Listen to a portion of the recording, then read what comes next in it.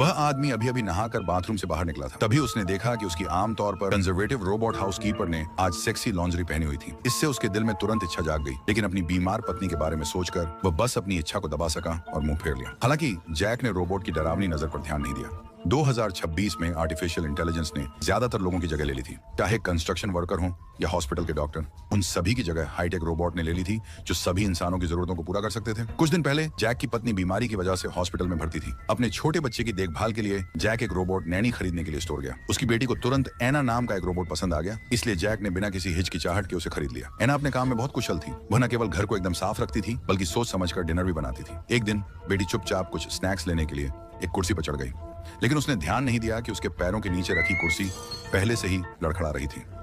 अपनी बेटी की आवाज सुनकर जैक तुरंत दौड़ा और देखा कि उसका रोबोट उसे बचाने के लिए समय पर आ गया।